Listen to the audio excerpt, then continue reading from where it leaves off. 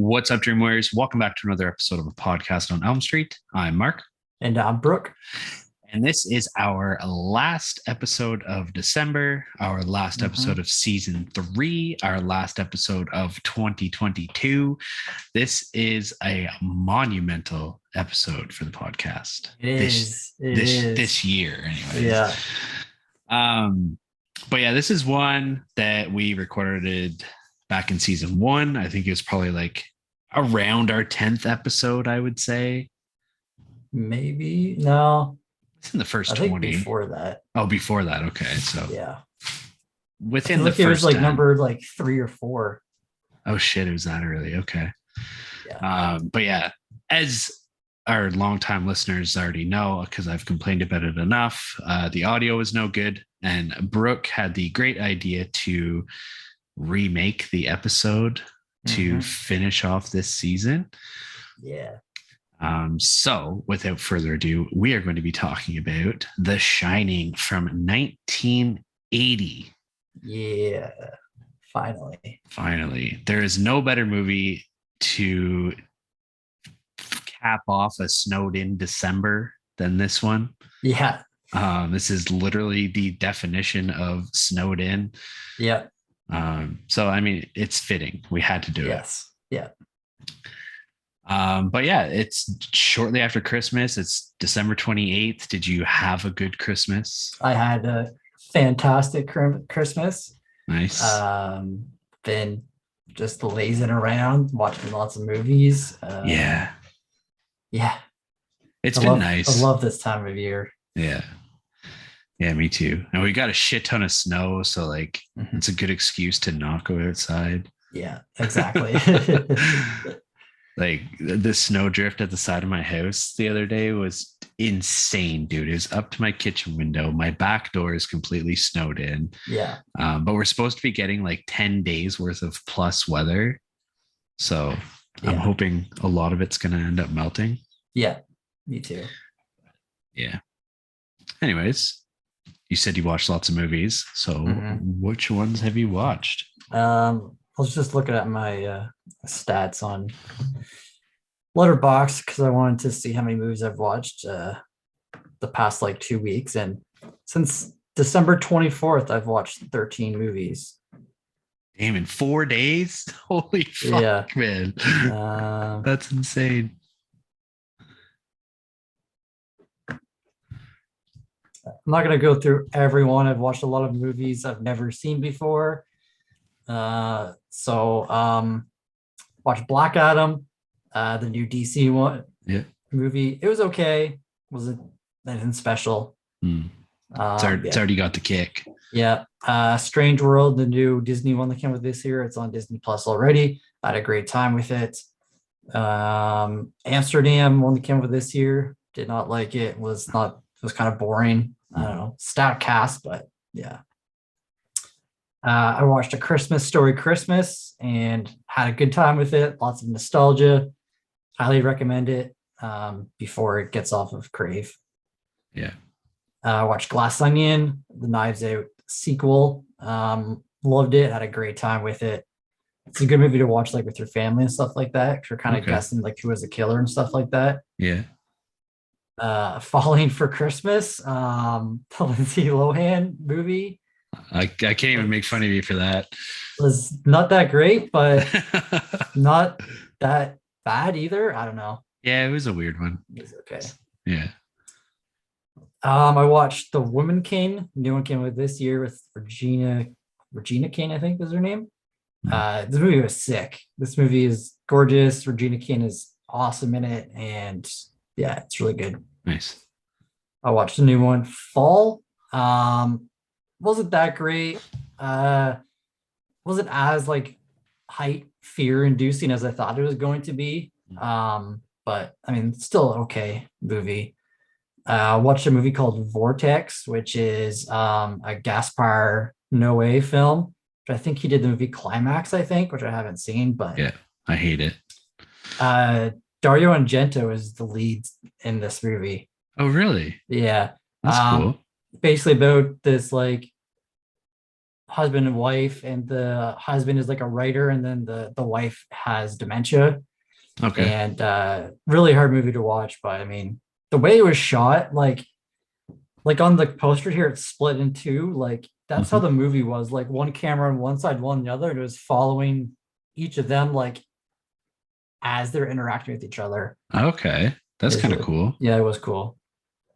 I rewatched X-Men. I'm gonna go through the franchise because it's been a while since I've went through them. Nice. And this movie still holds up, man. After fucking 23 years, like holy shit. It's hard to believe it came out 23 years ago. I know, right? That's nuts. Yeah. Um, yeah. And then I watched Beast Nice. today. It was okay. It was pretty good. Yeah. But yeah, that's there that I watched. Trying to knock out all my 2022 lists and stuff that I've been wanting to get. Yeah. So yeah. You're doing good. Yeah. What have you been watching? Let's see. So there's 30 Days a Night. I watched The Outfit, which is a 2022 movie. Fucking fantastic movie. I was telling you about it. It just got added to Crave for any of our Canadian listeners. Yeah. Highly, highly recommend watching that movie. And then I watched Guillermo del Toro's Pinocchio, also 2022, also a fantastic movie. Depressing as fuck, though. Yeah, it is. Yeah. So sad, man. Yeah. The Banshees of Inisherin, another 2022. A lot of these are going to be 2022. I really enjoyed it. It was a weird movie, but it was Yeah. good. Yeah. Colin Farrell and Brendan Gleeson. So I mean, can't go wrong. A Wounded Fawn. It just got added to Shudder a few weeks ago.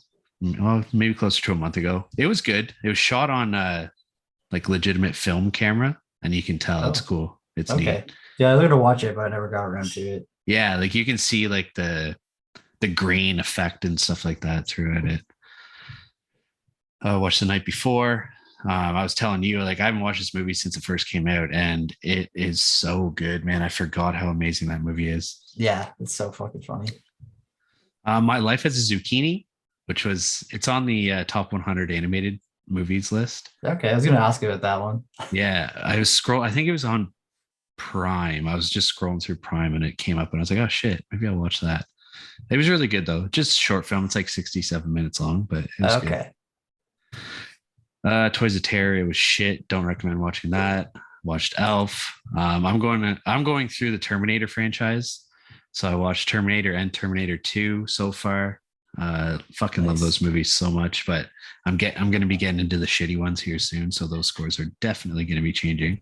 Yeah. Watched a bunch of Christmas movies, and then I borrowed Crabs and The Vigil from you. Hmm. Both are Raven Banner movies.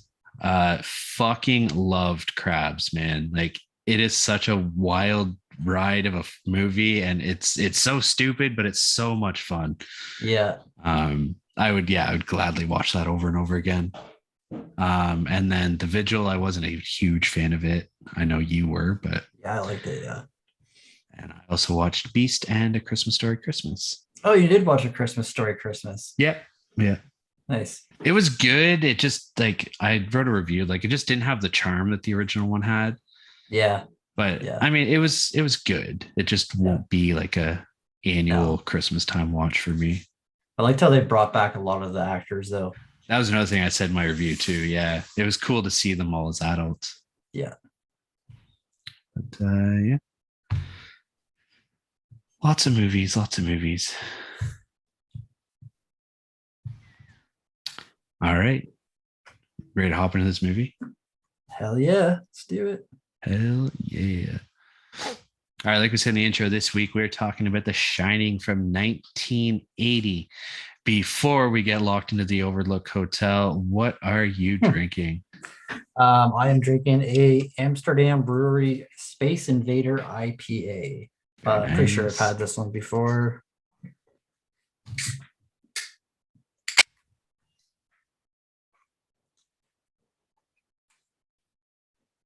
Definitely an IPA.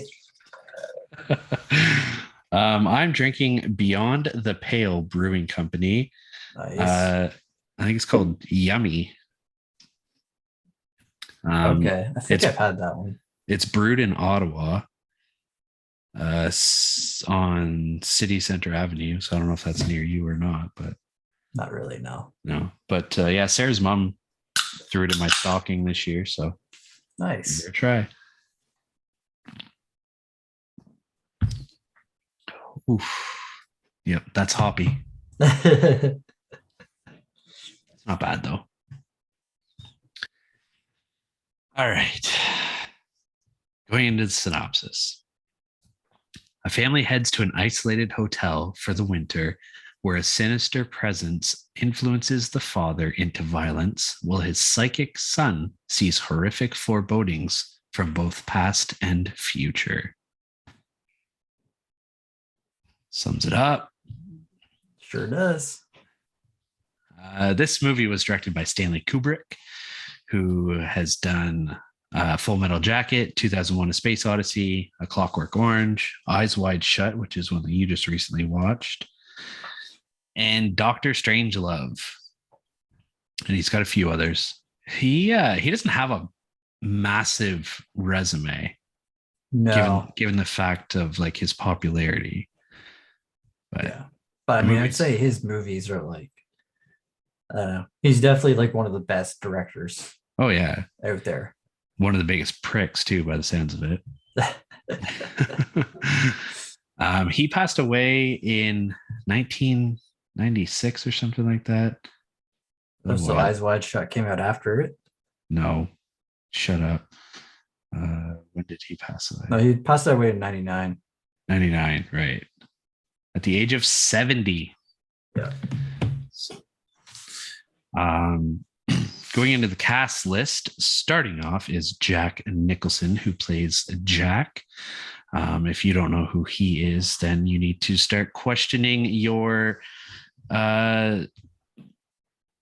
cinema trivia, I guess. I don't know. But anyways, he was in The Departed, Batman. He played the Joker in Michael Keaton's Batman. One Flew Over the Cuckoo's Nest, A Few Good Men, As Good as It Gets, Chinatown, Anger Management, Mars Attacks, shit ton of movies. Hugely popular actor, one of the best. And he has since retired from acting. I can't remember what year he stopped, but it's been a little while now. Next up, we have Shelley Duvall, who played Wendy. She's in Annie Hall, Popeye, Three Women, Thieves Like Us, and a movie called Nashville from back in the 60s or 70s. But yeah, she also hasn't been in anything since 2002. Yeah, but she's coming back. She is. Felissa Rose had a bunch of pictures with her. They did like a photo shoot together. And I don't know, man, like obviously age weathers people, but she doesn't look very good. No, she's pretty big. Yeah. What? That adds to the not looking well. Yeah. Does it not? Yeah, it does.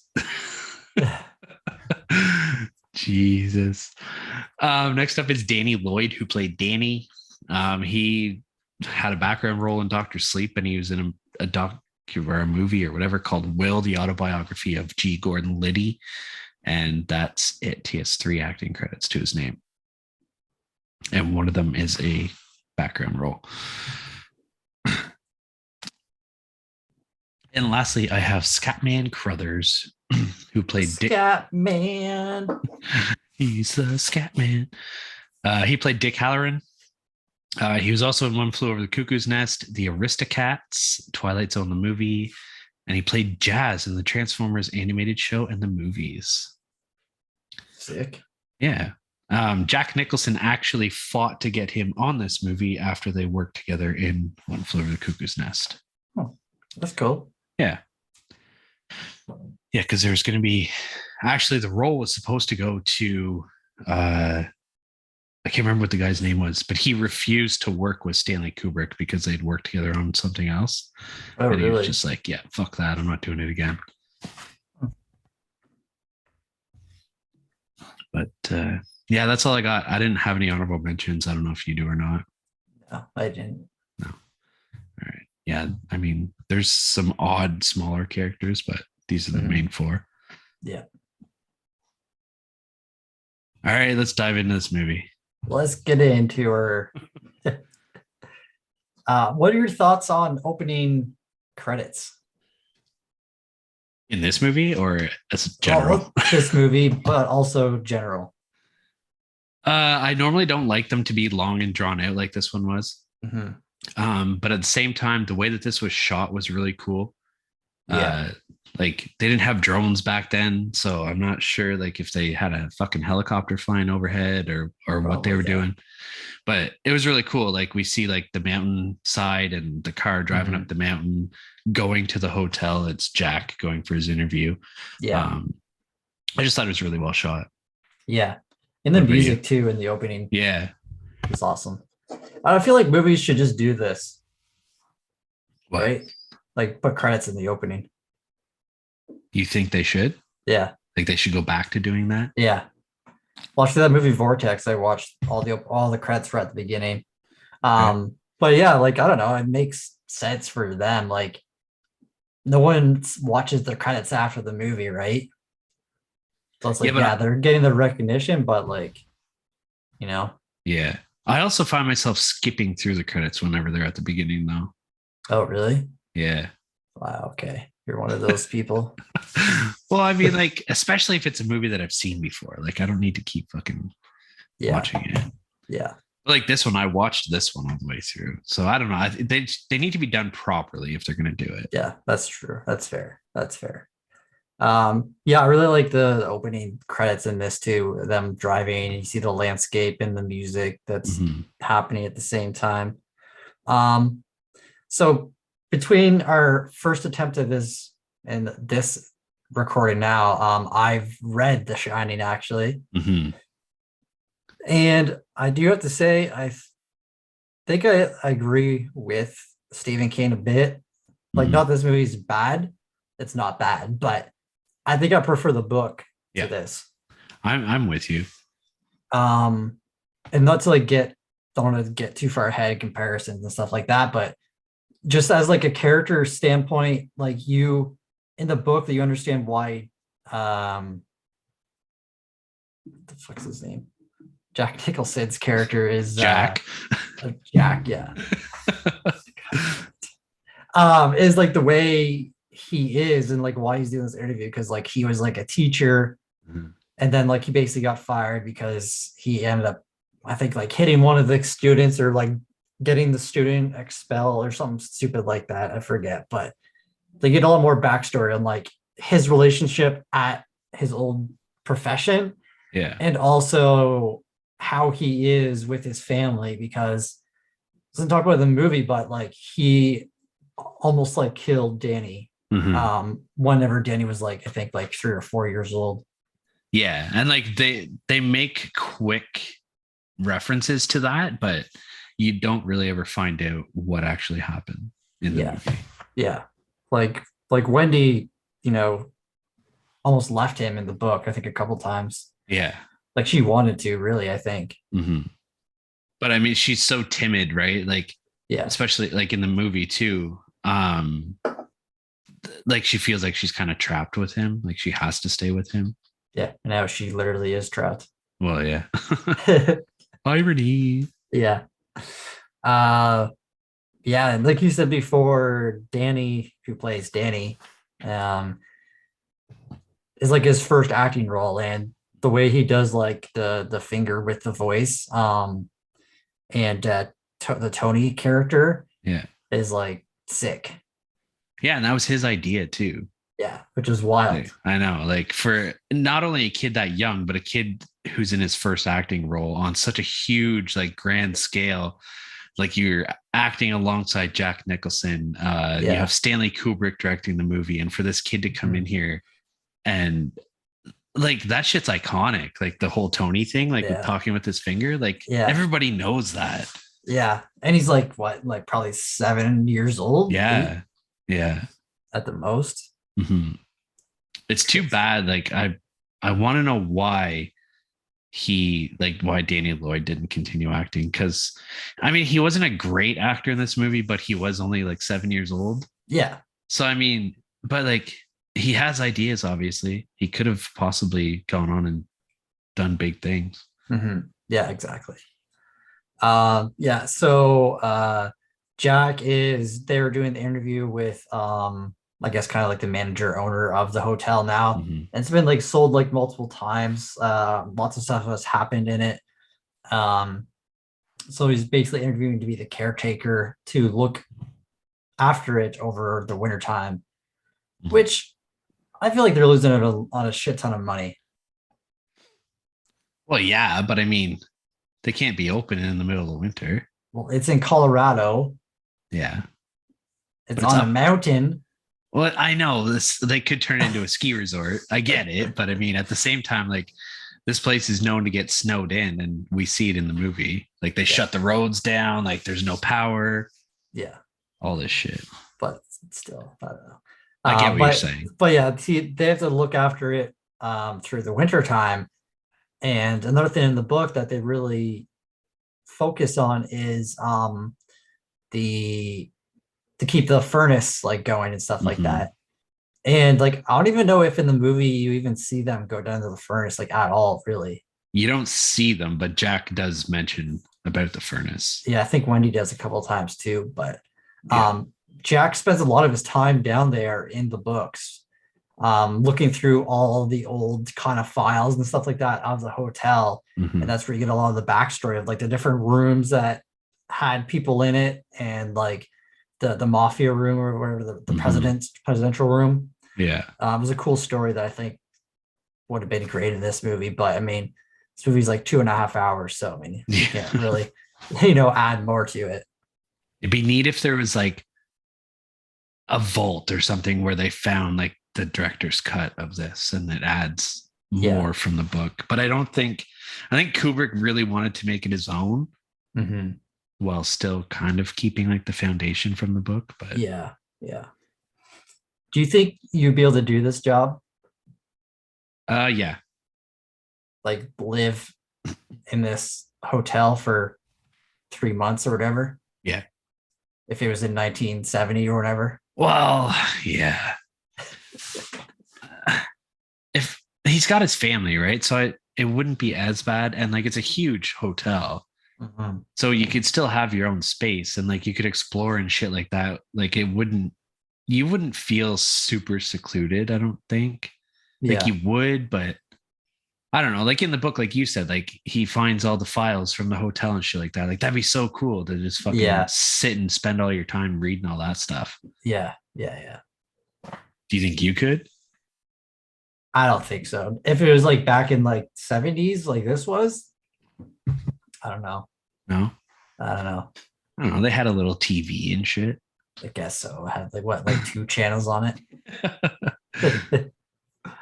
Yeah. So you learned in this interview that the last caretaker actually went crazy and murdered his whole family, and now Yep. he's just gonna hire another one. Charles Grady killed his wife and his two twin daughters. Yeah. Yeah.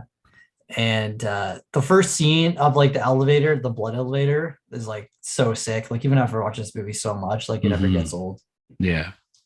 That scene took like I think it was done in only 3 shots, but it took like I was wondering how they did it. Like if they just like poured like the blood in at the same time as they open the doors. Cause like if they pour the blood in there, like kind of fill it up a bit, it would kind of like crack out of like the blood, right? yeah, like it would seep through the door. Yeah, yeah.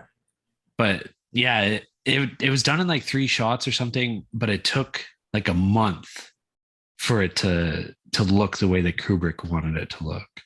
Jesus. Yeah. Yeah, and Danny is telling Wendy and I think the nurse about Tony and stuff like that, and he says that Tony is the little boy that lives in his mouth, which is creepy, but yeah. So do you think Tony, because he's with him before they go to um the hotel, do you think Tony's just a part of him that comes with the shine he has? I think so. Yeah. Like, yeah. Because like we know in Doctor Sleep, I don't know if you've read the book, but you've No, seen the I movie. want to. Yeah. I haven't seen the movie, but I've read the book. But Oh, like, really? yeah, and Dude, the movie is so good. I have the movie upstairs too. I just haven't fucking watched it. Um, but yeah, we learned that like multiple people have the Shining, and we learned that in this book too because Halloran has it. Mhm. But so I think Tony is like maybe someone like far off that has it, or if he's like a dead person who's communicating with him through the Shining. Yeah. Yeah. Like I don't think he's just an imaginary friend. No, because I think in the books you see him as like a shadow, I think, Mm-hmm. like at Mm-hmm. their house and stuff like that, like outside. Yeah, I remember.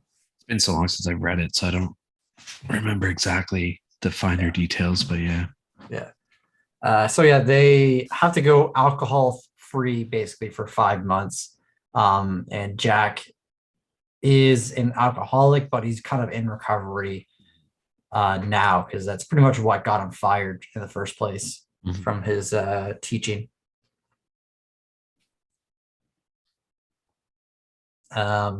What do you think of like the overall look of the hotel? I think it's sick, and like Yeah. it's beautiful. Like it's a really nice hotel, and I know it's like a legitimate hotel too. Like people can do tours of it and shit now. I don't think it looks the same, but Mm-hmm. yeah, I mean that's another reason why I think I could live there. It's just because it's such a nice aesthetic in there. Yeah. Like it's a rich person hotel, right? Yeah. Yeah. Because yeah, there's like the hotel, and then like where they're like living is kind of like apartments kind of thing. Yeah, Like it's not as nice, but it's where like all the workers and stuff live during when they're working there during summer. yeah. And the kitchen is huge too. Oh yeah, it's like an industrial sized kitchen. Yeah. Yeah. So in the kitchen you meet Halloran, Mhm. who really like cuddles up nicely with Danny. Yeah, Like their interaction, like at the table, like whenever they first meet, they're just like talking like they've known each other forever. mm-hmm. And I love that he calls them Doc, and then like Yeah. after Wendy is like, "Oh, did you hear us call him Doc?" He's like, "No." He's like, "No one's ever called him that. We're the only ones that call him that." And then he kind of like plays it off, but then he tells Danny on the side like, I think he tells him through the shine. I think right that like you have a special gift or something like that. Like if you ever need anything, just call me or whatever. Like through the shine. Yeah. And he goes on to tell him about how like him and his grandmother would have like full conversations, like without even speaking a word and stuff like that. Yeah. And then he asks Halloran about room 237. Mm-hmm. And then Tony's like telling him, like, oh, don't talk about that with Halloran. Mm-hmm. And Halloran doesn't really go into it either. So I think Yeah. he kind of knows like the happenings that have been at the hotel. Mm-hmm. Yeah, because doesn't the owner, the manager, the hotel manager, he mentions something about like the hotel is yours, but stay at a room 237. Oh, does he? I forget. I think so. Yeah. Have you ever watched the documentary? No, I haven't. No, it's good. Is it? Yeah. It's called Room 237. Oh, nice. Yeah, so now it's a month later. It's starting to snow a lot more. The scenes I really loved in this movie is all the tricycle scenes. Mm-hmm. Just the way it was shot, like, is so cool. Like the carpet and just how it's like following him behind that, like, you know. Yeah, it's almost as if someone's on a tricycle right behind him. Yeah. Like you're at his level. Like you're not like looking down on him. You're kind of like right behind him. Yeah. Did you ever have a big wheel as a kid? No, I didn't. You missed out, man. I know. That's what I hear. They're so good. I don't think they make them anymore, but Have you ever seen like the extreme tricycling? I don't Like think so. it's like an extreme sport. Oh, really? It's fucking nuts, man. Huh. Like they go off like half pipes and shit with them. It's nuts. That's hilarious. Um, so yeah, Jack is like in his this like huge, massive area. And I love how like you can just hear him like typing away in the typewriter. Like I just love that sound of the typewriter. Mm-hmm. Yeah, it Yeah, just like echoes through the walls and stuff. yeah. And I love this scene with him and Wendy, and like Jack is such an asshole to her whenever she like I think this is whenever she comes down and he's like, "Oh yeah, don't bother me." Like when you hear the type, she's like, "Don't come in here." And then she's like, "Oh, I just want to know what you're doing." And then he's like, type. Hear that? Get the fuck out of here, or something like that. It's like that means I'm fucking working. Yeah. And she's like, she only wanted to like ask him if he like wanted lunch or she was gonna bring him a sandwich. And Yeah. he's like, why don't you practice it right now and get the fuck out? Yeah. Oh my God. This is like the first scene where you really see him kind of slipping away. Yeah. Because it's going through the days quicker now after like the month has passed. And like there's one scene whenever I think Danny's playing outside with Wendy. And then like Danny looks up and you see like Jack doing that like creepy like stare like the window. Like he's just like not even there. Yeah. Yeah. Yeah, it's really creepy. Jack Nicholson is so good with his facial expressions and like just being that crazy guy. Yeah. You know what I mean? Yeah. Like in this movie and in One Flew Over the Cuckoo's Nest, he was amazing in that. And like he played the Joker really well. Yeah. Even like anger management, like he acted like a nut bar in that movie, and he's just he just plays that character so good. He does, yeah.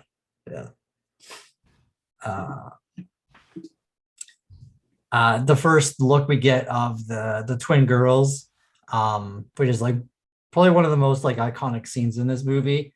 I mean, this movie has a ton of iconic scenes, but whenever Danny's riding on the tricycle and then you see the twin girls there, and like I was thinking watching the scene because like he sees like the girls like be dead and then like alive, and he like has his hands over his face, whereas like the actor, he never watched this movie, at least as a kid, right? Yeah. So it's like, what do you think Kubrick was telling him to do during that scene?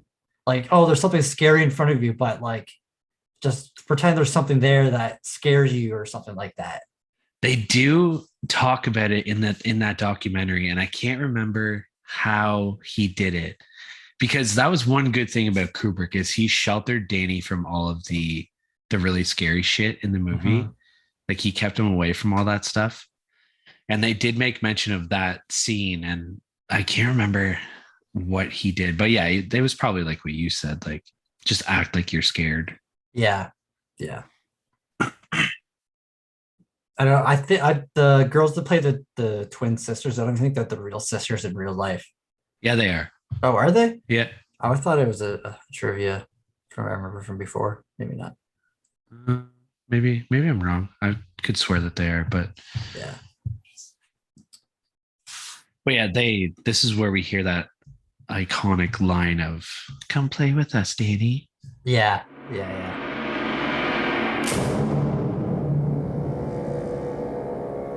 Hello, Danny.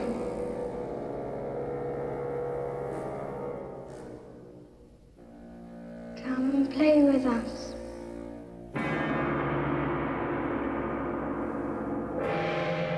Come and play with us, Danny. Forever and ever and ever.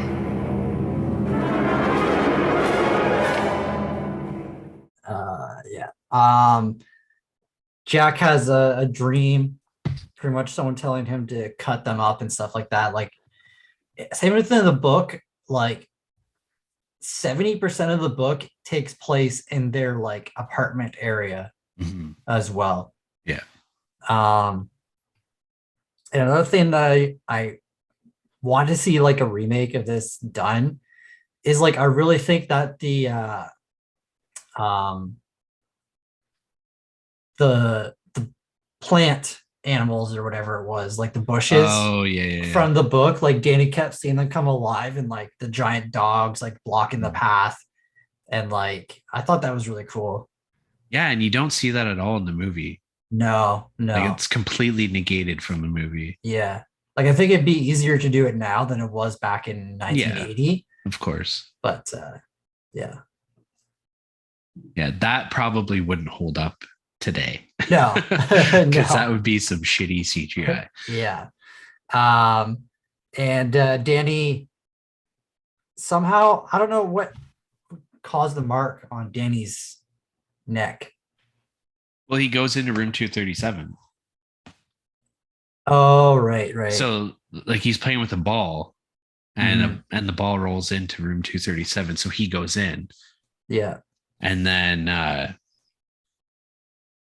it cuts out to Wendy running into the fucking typewriter room where Jack is. Yeah. Because he fell asleep. He had that dream that you were talking about. And then next thing you know, Danny comes in, he's covered in bruises. And then later on, Wendy mentions that Danny told her that it was a woman that did it. And then that's when Jack goes into the room. Right. Okay. To show Wendy like nobody's here. Yeah. But then someone was there. Yeah. She's nasty. Yeah. We gotta get a glimpse of the gold room, which is Jack's new favorite spot. I love his interactions with Lloyd, the bartender. Yeah. Like just the way he's like just talking. He's like, "Hey Lloyd, I got some money. It's okay." And he like opens up his wallet, nothing there. He's like, "Well, Lloyd, seems like I'm a little light right now." I was like, "How's my tab in this place?" And like, I don't know, just the way Jack Nicholson acts in this is awesome. And he's not talking to anybody. Like, no, he's just envisioning that this Lloyd guy's here. Yeah. It's just, he does it so good. Yeah. So yeah, Danny is trying to talk to Halloran, who is in Florida.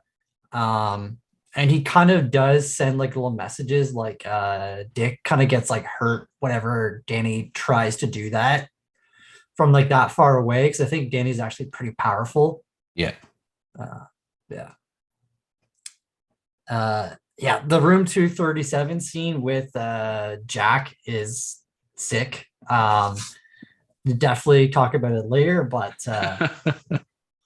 just like he sees the like pretty young lady in the tub and then starts dancing with her and then starts making out, and then all of a sudden she turns this like disgusting old lady with these like, I don't know, it's like sleep, like, you know, like whenever you're like in bed for so long, bed sores. Yeah. Well, and she was also in a tub, so like it's water too, so she's just starting to deteriorate. Oh, so gross. Yeah, it's fucking nasty. Yeah. And like that, those effects, like they still looked really, really gross. Yeah. Like 42 years later. Yeah. So Dick is now, he knows something bad is going on, so he's trying to make his way back all the way from Florida to Colorado. Would you do this? Like if you were Dick? I mean, yeah, because he has the shine too. Like, yeah. So like they have that connection. Yeah, exactly. But like that's a trek, man. And you're in your like fucking vacation home. Like you're sitting pretty down in Florida. Yeah. Exactly. I love whatever Jack goes back to the gold room. And then like all of a sudden he has money now. Yeah. And his wallet. It's like, where'd you get that from?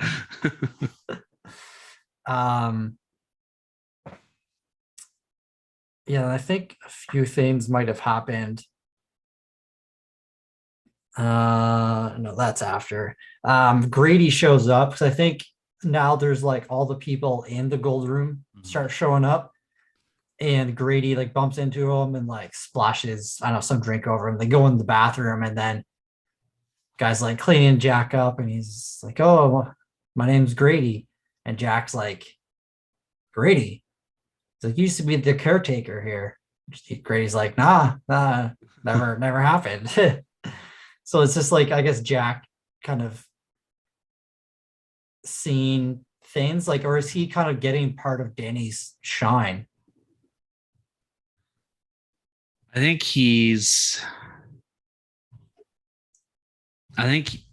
it's the spirits of the hotel coming to him. Because this hotel is clearly, like, I don't want to say haunted, but it's like it makes people do crazy shit. Like it made Grady kill his whole family and then kill himself, right? Yeah.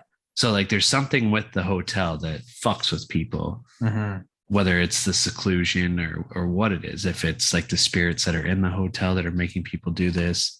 Yeah. But I love this interaction between Grady and Jack. Like, because like Jack Nicholson plays it off really well, and he's, like you mentioned, like he's just questioning him the whole time, and like he's not believing Grady, like he's calling him out on his bullshit basically. Yeah. But at the same time, like he's slipping into that madness too, and he doesn't even realize that he is. Yeah. So I don't know, it's just a really cool interaction between the two of them. Yeah. Yeah, and then meanwhile in their bedroom, Danny is starting to say the red rum and seeing the red rum kind of everywhere around it. And like the first couple times like I watch this, like you don't really pick up on what red rum is, right? You don't think to like backwards as murder, right? Yeah. It's pretty clever. Doesn't he call it red rum because like in the book, don't they mention that like he saw it in a mirror, so it was backwards? Yeah. Yeah, I think so. Yeah. Yeah. This is my least favorite part of the movie. Okay. The way that Danny says red rum. Yeah. It just sounds so stupid, man. Red rum, red rum, red rum. Well, I think it's kind of Tony, right? Well, yeah, it is Tony, but yeah, just in Danny's voice. It is just very weird. Yeah. Yeah, it's kind of really fucking annoying. Yeah. We forgot to mention too, like the conversation that Grady and Jack have. Grady's telling him that Danny is communicating with an outside source, and he calls him the N-word. Yeah. And then Grady tells Jack how to correct Danny and what to do if his wife interferes. So now that I'm thinking about it, do you think that the twins had The Shining too? And that they're talking to Danny? Maybe not to Danny, but to someone else? No, maybe not. Maybe I'm looking too far into it. Yeah, I think so. Yeah. But yeah. Because Grady tells him like what he has to do. Yeah. So now Jack ends up breaking the radio so they can't radio out to like the wildlife people or whatever, because it's not like cops or anything like that. And Wendy goes down to the typewriter to check up on Jack, and he's not there, and she notices that he's typed out all these pages that basically say no TV and no beer make Homer something.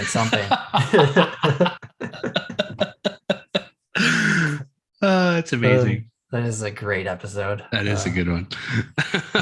Go crazy? Don't mind if I do. Fuck. No, but he's typed out in like paragraphs, and like it's like a story, right? All work, no play makes Jack a dull boy. Yeah. And it's like, thousands of pages. And as she's like looking, she's kind of getting shocked. And then as she's going deeper and deeper, she starts like getting scared and like tearing up. Now that you've read the book, like not the Shining book, but the pages on the way that he typed them all out, it reminds me of the way that House of Leaves is written. Oh yeah. Yeah. Like each page is a different format. Yeah. That was kind of cool. That. Yeah, it is. Yeah. And then does she comes back with a baseball bat, I think, or something happens. Yeah. But I love this scene too. Like I think Wendy is fantastic in this scene, and so is Jack too. Like he's chasing her up the stairs like slowly. She's like swinging the bat, and he's like, "Just give me the bat. Like I'm not gonna hurt you or whatever." And like I like his line. He says, "I'm not gonna hurt you. I'm just gonna bash your fucking brains in." It's so good. Yeah. I'm not gonna hurt you. Stay away from me! Wendy, Stay away!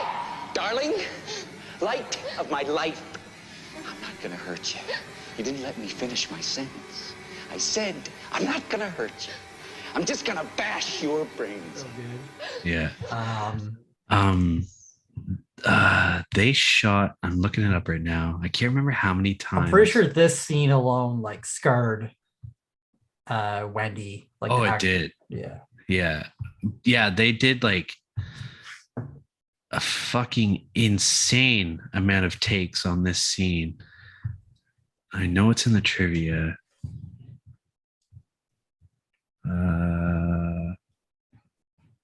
I don't remember how many it was, but it was something stupid. Yeah. Like hundreds of takes. Oh, 127 times. Jesus Christ. And he just like every time he just kept drilling her and drilling her and drilling her. And like Jack Nicholson's actually gone on record too. Well, they both have gone on record saying that this was like the hardest movie that they've ever filmed. And Jack Nicholson said like he's never seen an actor or an actress go through like basically the torture that Shelley Duvall went through. Jesus, that's nuts. Like Kubrick was such a prick to her. Yeah.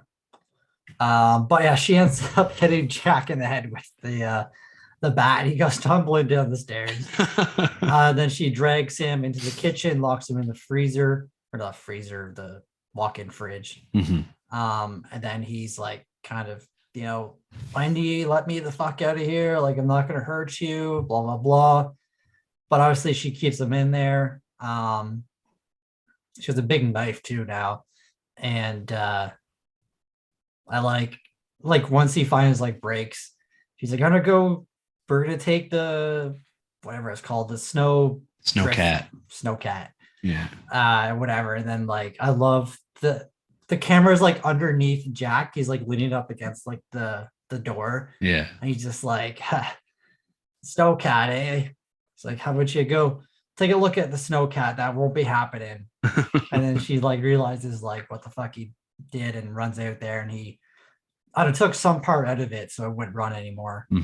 But then he falls asleep and wakes up to Grady at the door, kind of telling him what he needs to do to his family. So how do you think he gets out? Like, could Grady just unlock the door like that? Yeah, the ghosts let him out. Yeah.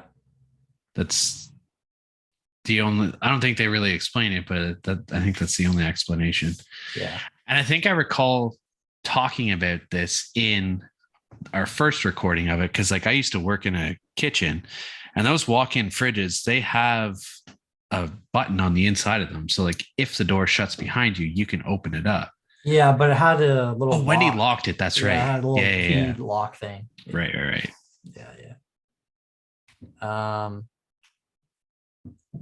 Yeah. So he gets out of there, and then we get this, I don't know, one of the most iconic scenes in like movie history.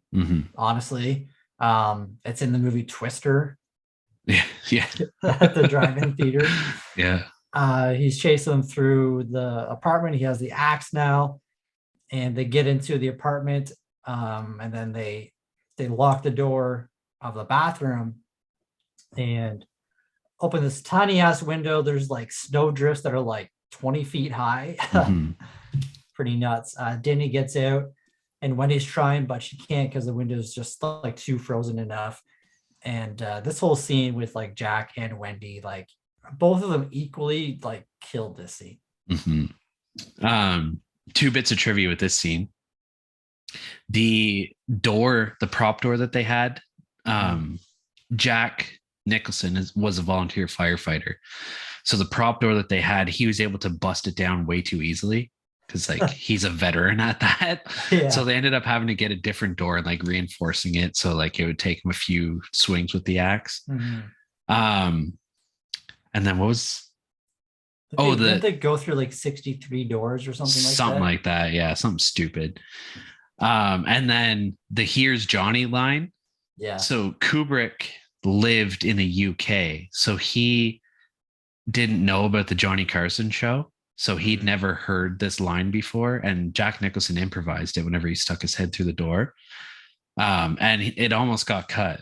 Really? Like Kubrick was like very close to cutting it out because he's like, this is stupid. I've never heard of this before. Like people aren't going to know what this is. Yeah. And now it's like you said, it's one of the most iconic scenes in fucking horror movie history. Yeah.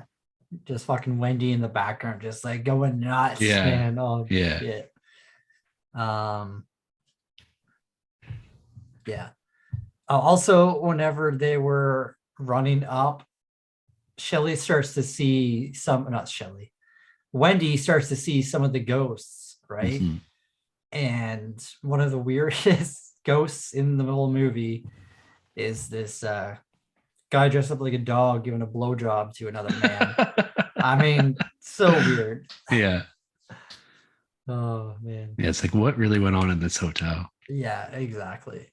Go ahead. Oh no, the dick part, the Halloran part doesn't happen until after Wendy and Danny get out, right? No, it's whenever she's in the bathroom. He's like almost through. Oh, he leaves. She stabs his hand. Right. And then Dick shows up, and this is like the ending. I don't like. Well, some parts of it I like, but I think the ending of the book is like 10 times better.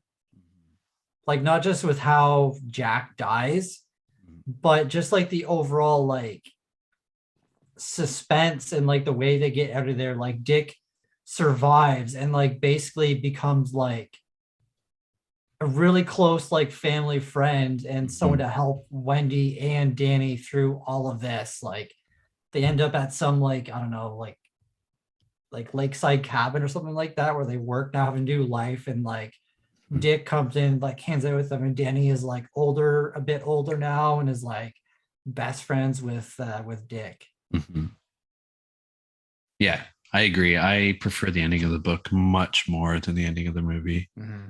I remember because like I'd seen the movie a bunch of times before I read the book.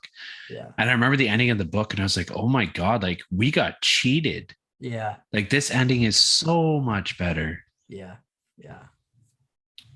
But yeah, anyway, so Dick comes in and then Jack comes out from this like pillar and hits him with an axe in the chest, and Dick's just dead.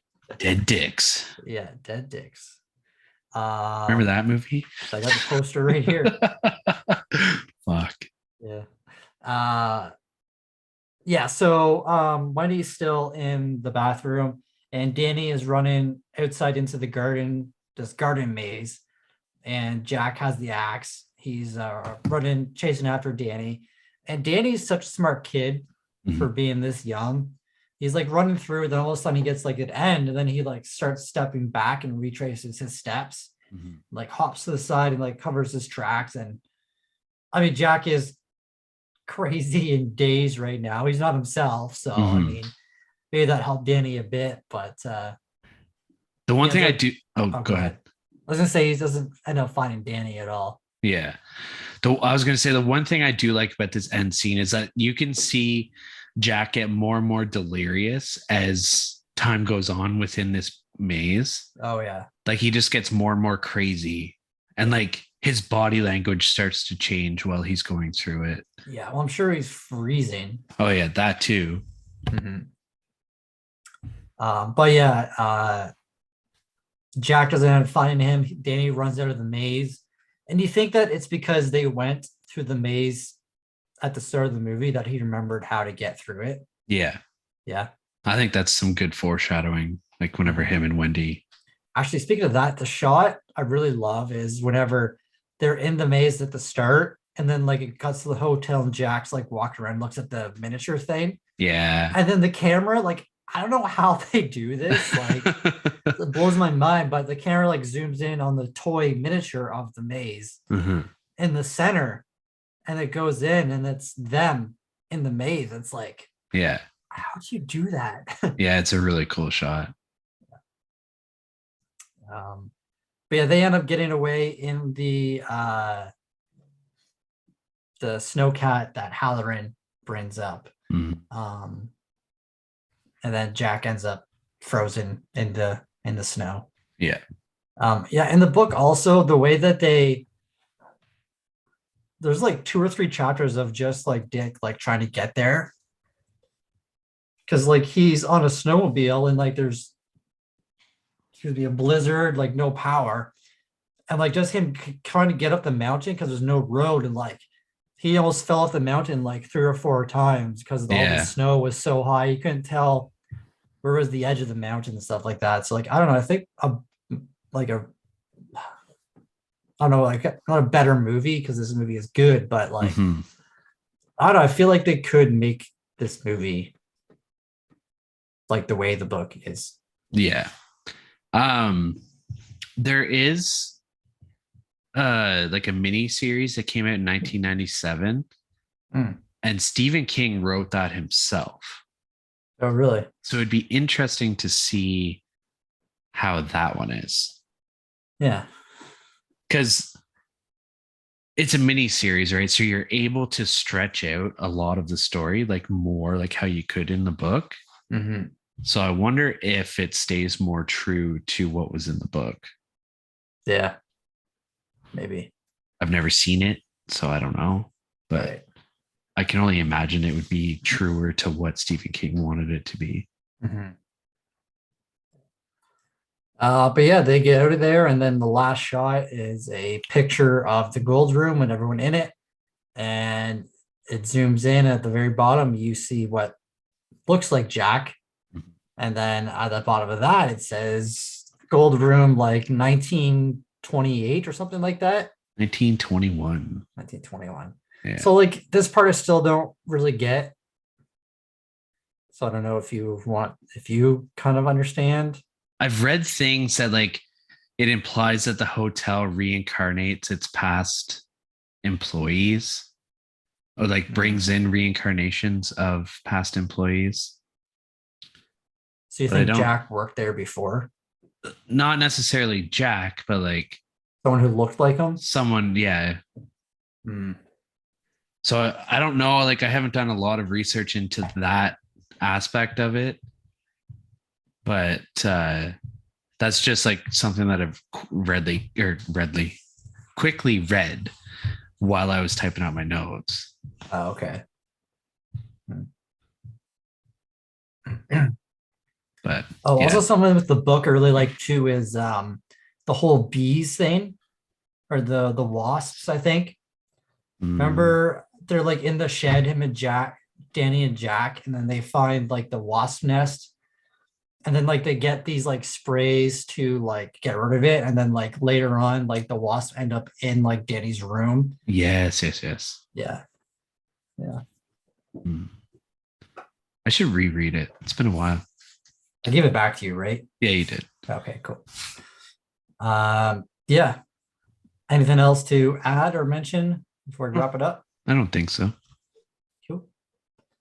Alrighty, well, that's the way the blood splatters. Into the elevator. All right.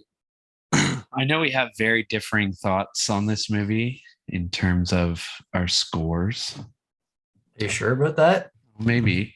I know we used to, maybe not anymore. I don't know what your score is now, but Okay. maybe I'm wrong. Yeah. All right. Let's hear your thoughts. All right. Well, my score before I looked on Letterboxd was a 3 out of 5. Mm-hmm. So yeah. So my story given 9 out of 10. I think the writing in this movie is fantastic. The way they intertwine their lives and like the hotel lives is done well, like without like thinking about the book. The characters are written very well. Yeah, just I take away points because like the book I think is better than this. But anyway. And then quality, give a 10 out of 10. Oh wow. I think this is one of the like most beautifully shot movies like ever made. The acting is fantastic by all three main characters. Like even Danny as a kid, I think is amazing. The location, the score is fucking amazing. I don't know, man. This movie is just like A plus in my books. Okay. Yeah. So 9 out of 10 and a 10 out of 10. Well, fuck, color me surprised. It is pretty long, so I guess I would add that to my story. Like it does drag out a little bit, but I mean, yeah. All right. Fuck. Okay. What about you? My story, I give it an 8 out of 10. Okay. I said, whether you love this movie or not, there's no denying it's a horror classic and probably the most popular Stephen King adaptation. Kubrick did a great job of taking the foundation that King made and making it his own movie while still keeping a lot of what was in the book. So it still did feel like The Shining, even though like we did say that he changed a lot of the stuff. You could still, like watching the movie, you would still know. Yeah. With that being said, I do enjoy many aspects of the book more than the movie adaptation, including the ending. And this movie has so much influence on pop culture, even now, like continuously. And that alone is a testament of how iconic this movie is in the world of cinema. Yeah. Like you brought up the Homer Simpson line. We see that carpet everywhere. Like it's, you see that in fucking movies and cartoons. It was just in Ready Player One. Yeah, exactly. A big part of that movie. Yeah. And like, yeah, you see this shit everywhere. And my quality, I gave it a 9 out of 10. Okay. So you have rated this higher than me. Yes. My story gave Kubrick praise, but now my quality is going to give the cast and crew praise. This movie wouldn't be nearly what it is if it weren't for the absolute brilliant performances by Nicholson and Duvall. The two went through literal torture while filming this movie, and they endured things that would have made a lot of actors quit. Not only were the actors amazing, but so was the set design, the score, the script, the improvised lines and scenes throughout the movie, the cinematography, like you mentioned, like everything about this movie is fantastic.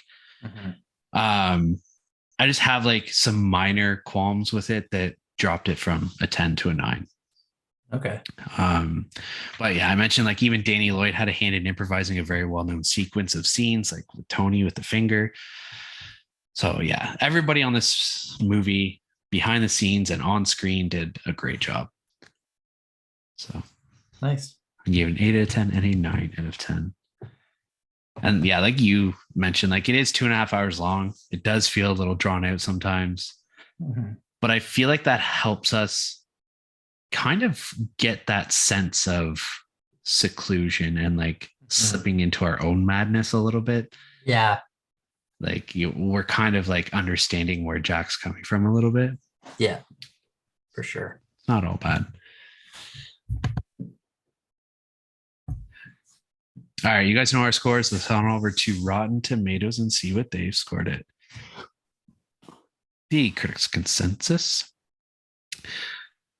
Though it deviates from Stephen King's novel, Stanley Kubrick's The Shining is a chilling, often baroque journey into madness, exemplified by an unforgettable turn from Jack Nicholson.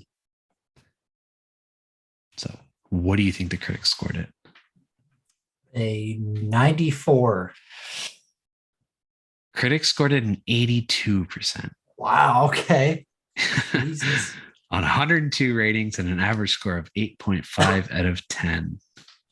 Wow. The audience, however, gave it a 93%. On 250,000 ratings and an average score of 4.4 out of 5 or an 8.8 out of 10. All right. All right. As always, Letterboxd is close to that audience average with a 4.3 out of 5. You and I both gave it a 4.5. Oh. Josh from HMC gave it a 2.5. Tawny from Two Chicks gave it a 2. Wow. Yeah, Jensen from the Fright Crew gave it a 4. Anthony from Porcelain Peak gave it a 5. Slash and Captain gave it a 4.5, and Screaming Cinema gave it a 5. Tawny. Wow. That surprises me. Yeah. Josh doesn't surprise me, but yeah. Huh. Crazy. To each their own. Are you ready for the scare section? Yes, sir.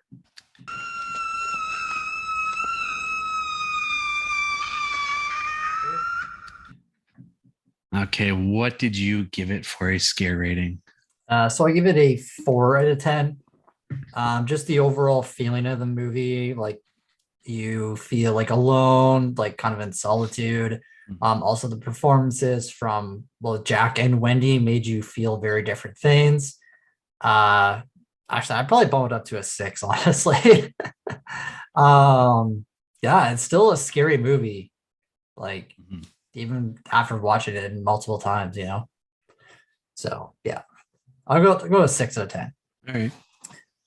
Scariest scene for me. This was hard to choose, honestly. But I went with the scene in 237 with the old lady in the bathtub. I mean, you know, can't get much scarier than that. And would I survive? I said yes. I would just lock myself in one of the 1,000 rooms in there, and you know, by the time he checks every room, it's going to be 5 months later. So That's true. Yeah, that is true. What about you? My scare rating, I give it a 5 out of 10. I said it's not traditionally scary, but Nicholson's performance and descent into madness is almost untouched in horror.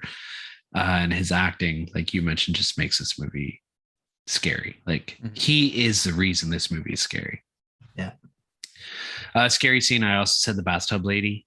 But it could also be the scene in the bathroom, like with Jack chasing after Wendy and Danny. Yeah. Both scenes are equally terrifying. And would I survive? I said yes. If I was there with him the whole time and not taken by surprise like Halloran was, because like he met his demise very quickly and shockingly. Yeah. I said if Wendy could survive with her weak ass bat swing, I think I could break some skulls. Nice.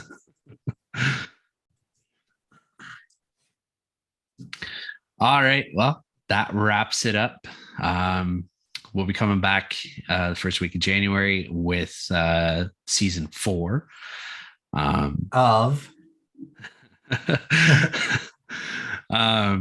So I texted you earlier and I said, would Japanese January be racist? And you replied with, oh, did you see the list that I just added to my letterbox? And I was like, nope, sure didn't. And I went on and I looked and it's brilliant. It is. So yeah, you found this random ass list and it's called Japanuary. Yeah. So I said, well, it's fucking fate. Like I just randomly had this thought and you just randomly added this new list to your Letterboxd account. Yeah. So yeah, we're going to be doing Japanuary to kick off season 4. And it's going to be all J-horror movies or like horror adjacent movies, as Josh and Felicia like to say. Yeah. So kicking it off is going to be my pick of Battle Royale. Oh shit. Dude, I'm so excited. Yeah. This is Tarantino's favorite movie, right? Yeah, man. This movie. Yeah. Have you ever seen it? I've never seen it. Oh man, this movie is fucking off the rails. Okay. It's more of a thriller than it is a horror, but there is definitely some heavy horror aspects to it. Okay. Sick. I'm so excited you've never seen this before. This is gonna be amazing. No. Okay. All right, sweet. So yeah. I don't think we're not taking a break anymore because we kind of already took that break. Yeah. We kind of said fuck it last week and we are just like, nah, let's take a break for Christmas and whatnot and recoup at the end of the month. So yeah, just kicking it off in January. We're gonna be right back at it. Gonna be some minor changes, nothing too crazy. We might add a new episode type every now and then, but yeah. So yeah, come back and join us next week for Battle Royale. Sick. And if you guys want to catch us on social media, you can find us at Podcast on Elm Street on Instagram, Facebook, and YouTube. If you click the link in our bio on Instagram, you'll find links to our TeePublic account where we have our merch. There's also links to our Patreon account if you wish to support the podcast that way. And links to each of our individual Letterboxd accounts, our Discord server, and anywhere that you can listen to us. Yep. All right. All right, guys. I was going to say, I'm confident that the audio is going to be good in this one. We're going to actually release this episode, and I'm excited. I feel good. Too. Feel good. Me too. All right, guys. We'll talk to you next week. See you later.